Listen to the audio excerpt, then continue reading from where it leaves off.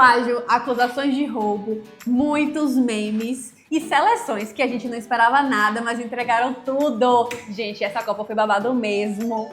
E eu estou aqui com vocês pra gente falar desses saldos da Copa de 2026.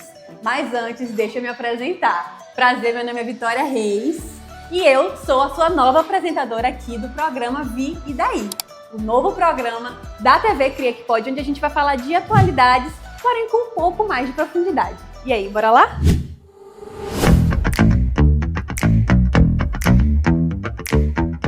Quanto mais cronicamente online a gente fica, mais eu percebo que a Copa no geral e outros eventos esportivos, eles deixam de ser sobre o esporte em si e mais sobre tudo que está acontecendo nos bastidores, enquanto a gente está assistindo o jogo e o pós-jogo e o pré-jogo, enfim. E nessa Copa não foi diferente, né? Eu acredito que daqui para frente isso só vai ser cada vez mais exponencial, né? E no meio disso tudo, tiveram algumas coisas que me chamaram muito a atenção e eu acredito que você também já deve ter ouvido muitas dessas coisas ao longo desse período de Copa, mas eu acho que elas valem um destaque mais profundo, onde a gente possa conversar e debater, porque são coisas relativamente sérias, sabe? E eu acho que a gente deve chamar essa atenção aqui. Lembrando que eu não sou expert em futebol, tá? Cadê o Lapel? Dançando. Mas eu sou graduando em comunicação, então muito desse meu olhar vai ser voltado justamente para essa questão, tanto da comunicação, quanto dos efeitos culturais, efeitos de consumo, que é o que realmente impacta na vida da gente, né? Então vamos lá. Primeiramente, eu já queria começar falando dos Estados Unidos, de um dos anfitriões. Eu acho que às vezes a gente acaba até esquecendo que tiveram outros anfitriões além dos Estados Unidos, porque essa Copa, ela foi tão polêmica acerca dele especificamente, que eu acho que os outros acabaram meio que ficando ofuscados, né? E, assim, tiveram vários problemas, começando pelo próprio fato da escalação dos Estados Unidos. Quando você para perceber que, por exemplo, a Rússia, ela recebeu a Copa lá em 2018. Porém, desde que começou a guerra com a Ucrânia, a Rússia não participa mais da Copa do Mundo. E por que a mesma coisa não está acontecendo com os Estados Unidos, por exemplo, se você parar para analisar? Porque os Estados Unidos estão em guerra indiretamente também apoiando a Ucrânia, né, e a União Europeia ali e tal, mas estão em guerra atualmente com o Irã. Então, só por aí você vê que não existe espírito desportivo e, para além, não existiu a ética da FIFA, né, para cumprir as regras. E, gente, o que mais teve nessa Copa foi a FIFA burlando as regras que ela mesma estabeleceu, né? Mas eu vou falar disso mais pra frente. Logo antes de começar a Copa, propriamente dito, quando a gente ia ver as reportagens ou os brasileiros que moravam nos Estados Unidos e que estavam lá, a galera falava meio que nem parecia que ia ter Copa do Mundo lá. Eles estavam muito mais preocupados com o fim da NBA, com o Super Bowl, etc e tal. E não estava havendo a comunicação necessária, a galera realmente não estava engajada, porque assim, não é um país que tem essa cultura do futebol, né? Tem a cultura do futebol americano, né? Mas isso aí é só um detalhe, né? O importante é que quando você se propõe a ser esse tipo de anfitrião, né? Você tem que dar, sim, uma atenção, né? Então, a gente já começa por aí. E uma outra coisa que soma muito nessa recepção, que eu acho que impactou diretamente, não só para quem estava assistindo os jogos, mas também para quem jogou, foi essa questão da política de imigração dos Estados Unidos, né? Não é de hoje, não é de ontem. Esses últimos 2 anos, eu acredito, a gente tiveram políticas muito mais severas em relação, na verdade, desde que Trump foi eleito, né, nessa última eleição, onde ele voltou. E a gente tem tido política de imigrações mais firmes, né, com o ICE, com tudo isso. E no meio disso tudo, a gente tem um evento mundial, onde pessoas de diversas etnias estão vindo para o seu país, para um país onde o próprio presidente fala assim: por que só vem imigrante do México? Por que não vem imigrante da Dinamarca? Gente, ele literalmente falou isso, não entra na minha cabeça, entendeu? E, enfim, né? Mais uma vez, contradições e contradições da FIFA. A gente teve, por exemplo, o caso do árbitro africano que nem conseguiu chegar até os Estados Unidos, porque ele foi barrado pela imigração, mesmo ele sendo contratado para trabalhar nos jogos. A gente teve o caso da seleção do Irã, por exemplo, né? Inclusive o país que está em guerra com os Estados Unidos. Ele não podia ficar nos Estados Unidos. Eles estavam sediados no México e toda vez que tinha jogo lá, eles tinham que literalmente pegar um avião, ir para os Estados Unidos, jogar pegar um avião e voltar para o México. Então, só por aí você vê que não existe uma igualdade e isso acaba afetando muito o desempenho. E quando a gente pensa que a federação, que a FIFA, ela precisava estar muito atenta para essas coisas, né, para garantir a igualdade e que todas as seleções tivessem as mesmas oportunidades, a gente viu que isso foi mais do que mal feito durante essa Copa. Mas vamos partir para o próximo tema. Mesmo com essas coisas ruins, se teve uma parada que ficou muito forte para mim, e eu falava disso sempre, eu gravava stories disso o tempo todo quando eu tava assistindo os jogos, é que para mim, essa Copa, ela teve uma vibe decolonial muito importante, né? A gente estava num país totalmente imperialista, que é os Estados Unidos, um país com problemas de imigração, e mesmo assim, você conseguia ver que as seleções que estavam realmente se destacando durante a Copa eram as seleções que menos tinham privilégio, se você parar para observar, né? Então, por exemplo, para mim, o jogo da Copa foi o jogo de Argentina e Cabo Verde, que o Cabo Verde, inclusive, era para ter ganhado, jogou muito melhor que a Argentina, porém a gente viu que a Argentina ela foi muito privilegiada, né, durante essa Copa do Mundo. A gente teve a seleção do Egito, né, que são seleções de predominantemente pessoas negras, né? E, enfim, várias coisas que eu acho que tiveram aí esse destaque, né? E fizeram dessa Copa um momento de reflexão pra gente, né? Para que a gente lembre de que, na verdade, esse espírito desportivo, né? De que muitas vezes o imprevisto acontece. Porque, gente, vamos lá, vamos pensar aqui na seleção de Cabo Verde. Foi a primeira vez deles na Copa do Mundo. E eles conseguiram bater diretamente com a Argentina. Em que mundo a gente achava que isso ia acontecer? Sabe? Em nenhum mundo, gente. E eu acho que a surpresa é o que faz o futebol ser o que ele é. Só que a gente tem vivido um tempo da propaganda, e isso tem influenciado diretamente nesse evento e em tantos outros, que pela previsibilidade da audiência, alguns jogos têm sim sido comprados, eu não duvido disso em momento nenhum. Tem sido afetado, sabe? E o desempenho é afetado e, consequentemente, a gente não tem mais esse espírito de torcer, esse espírito de saber que o impossível pode acontecer, porque a gente tem visto, né, seleções serem privilegiadas o tempo todo, sabe? Mas eu acredito sim que esse movimento de seleções pequenas tendo destaque pelo real talento e organização das seleções, ele foi importante para mostrar que acima das estrelas, acima de Messi, de Cristiano Ronaldo, de Haaland, etc e tal, existe as seleções que fazem o futebol acontecer e que fazem esse entretenimento ele ser tão importante. Gostei. Você tá se empolgando, você tá mudando a personalidade do meu programa. Assim. Ela começou mais vibes e já tá... Gente, mas é assim, entendeu? Bem Erika pode. Porque eu não tolerarei que as seleções... Como é? O capitalismo falhou e falhará. Eu tô amando. Ai, gente. Continue, tá muito bom, tá muito bom. Enfim, inclusive um outro babado, um meme. Inclusive um outro meme que aconteceu na internet em relação a esse jogo foi comprado ou não foi comprado, foi o caso de uma mulher que ela perguntou para o ChatGPT, ChatGPT, me diga aí quais foram os ganhadores das últimas Copas do Mundo. Aí o ChatGPT lindo, né, foi lá e respondeu, 2002, Brasil, sei lá, 2020, qual foi a última Copa, gente?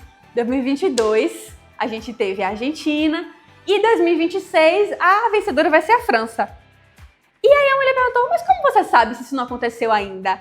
Aí ela o ChatGPT meio que deu aquela assim, eu acho que eu acabei de prever o futuro.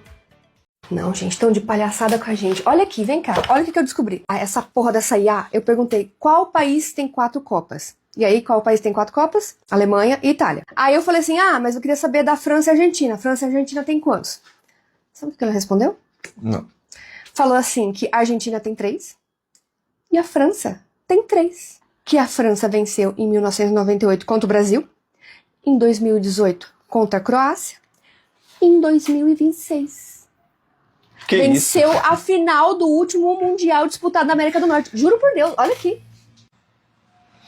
Aí eu falei assim, você tá chapado? A França venceu a Copa de 2026? Isso nem aconteceu. Ou você tem informações privilegiadas que eu não estou sabendo? Perguntei pra Iá. Sabe o que ela respondeu? O quê? Não tô chapado, peço desculpas. A França não ganhou ainda a Copa de 2026, pois o torneio ainda está acontecendo. Misturei as informações e acabei prevendo o futuro. Ela escreveu isso? Lê. Eu, hein? Mano, Em todo caso, vou fazer uma aposta na próxima. Eu tô me sentindo muito aquela pessoa que faz a fofoca sem saber que é verdade ou não. Mas, enfim, né? Até o momento em que isso tá gravado, a gente não sabe se a França realmente vai ganhar. Mas, quando esse vídeo sair, já vai ter acontecido esse jogo. Então, vocês vão me dizer aí nos comentários se essa previsão realmente faz sentido ou não, beleza? Então, já comenta aqui e aproveita para seguir o Cria Que Pode aqui nesse canal, seguir também nas redes sociais e aproveita e me segue também, tá? @vitoria.sreis no Instagram. Por favor, valorize aqui o trabalho da mulher que tá pirando por conta desses assuntos aqui para compartilhar com você. Indo agora para coisas mais técnicas, digamos assim, das próprias transmissões dos jogos, né? Para além das coisas que aconteceram lá, né? Vindo para as transmissões, a gente não pode deixar de falar dessa competição por audiência que foi essa Copa de 2026, né? E muito marcado por um novo jeito de fazer televisão, né? Eu acho que a própria TV Cria já é um exemplo dessa nova TV que está surgindo. A gente já teve aí o exemplo da Cazé TV, né, que cresceu de uma maneira totalmente disruptiva. E a Cazé, por exemplo, ela fez uma cobertura totalmente maluca e nova nas Olimpíadas. E aí eu percebi que a GE TV, ela veio muito com essa ideia de querer copiar. Só que a Cazé, ela veio com a outra proposta para essa Copa do Mundo, né, também com muitos patrocínios, com o próprio apoio do YouTube, né, também.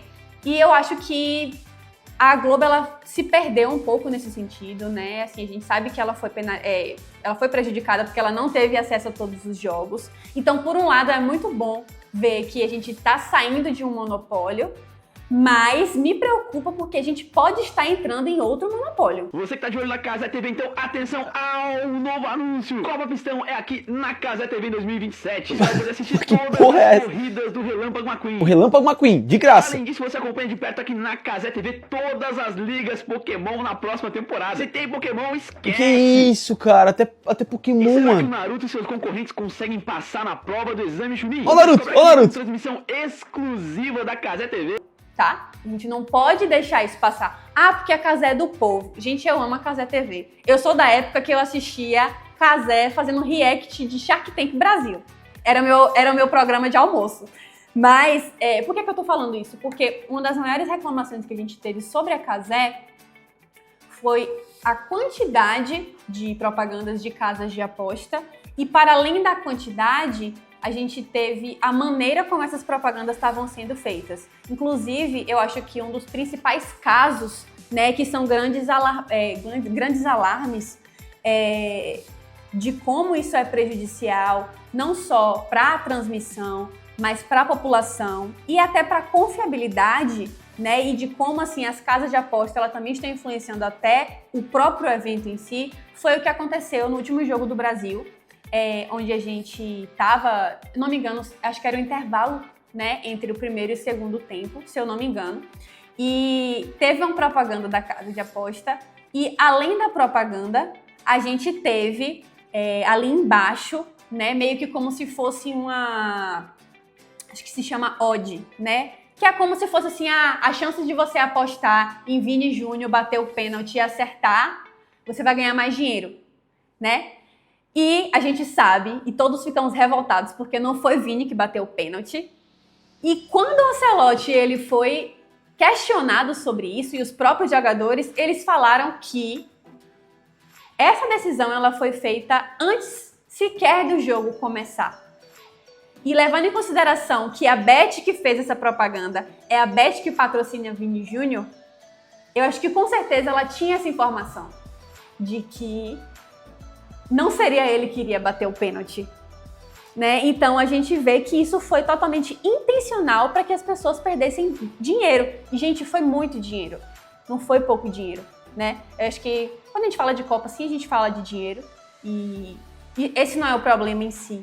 né? Mas é como esse dinheiro tá sendo circulado, né? Inclusive, falando em dinheiro, eu não poderia deixar de citar o fato de que a própria seleção da Argentina, enquanto a Copa estava acontecendo, estava sendo investigada por mais de 700 milhões de dólares em dinheiro ilícito, né? Ou lavagem de dinheiro, né? Então, a gente começa a, mais uma vez, perceber e fazer essa correlação, sabe? De como que o futebol ele tá deixando de ser sobre o espetáculo, o futebol em si, né? E ele tá começando a perder a sua essência por conta de audiência, por conta dessas outras engrenagens que estão rodando por trás.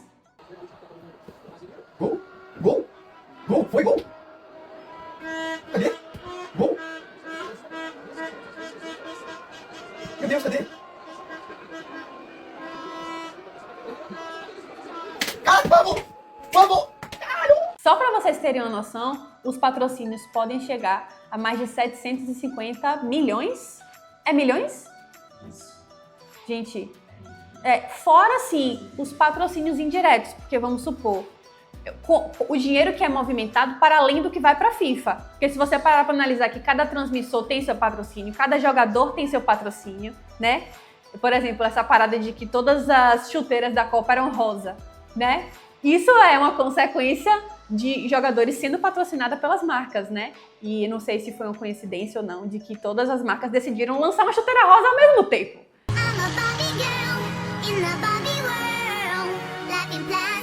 Né? Mas enfim, eu achei conceito, né? Então não vou reclamar. Eu acho que o único que eu não vi usando chuteira rosa, que eu me lembre, foi Messi, porque ele teve uma chuteira própria dele, e Endrick também, porque Endrick ele não é patrocinado nem pela Nike, nem pela Puma, nem pela Adidas, ele é pela New Balance. Por uma escolha própria. Eu não sei qual é por que ele fez isso, né? Mas eu achei conceito, achei interessante. Inclusive, aqui, vou deixar no ar aqui. Será que Endrick não estava entrando nos jogos por conta do patrocínio dele ser de uma empresa que tem menos visibilidade durante a Copa do Mundo? Endrick, entra! Graças a Deus! Entrar pro vestiário! Ai, pô! Endrick, posso contar com você? Lógico! Vamos, 1, 2, conta! 3, 4, conta! 4, 5, e agora senta! Não sei. Só joguei aqui, né? Pode ser, né? Existe. Assim, eu acho que esse vídeo vai ser o de teorias da conspiração da Copa do Mundo de 2026, né? Fica aí pra vocês discutirem, bota nos comentários aí o que é que vocês estão achando, gente. E a gente vai encerrar por aqui. Nos vemos na próxima semana, porque esse programa vai ser semanal. Todas as segundas-feiras você vai estar aqui comigo na TV Cria Que Pode, às 8 horas da noite. Então não perca. E até o próximo episódio. Beijinhos.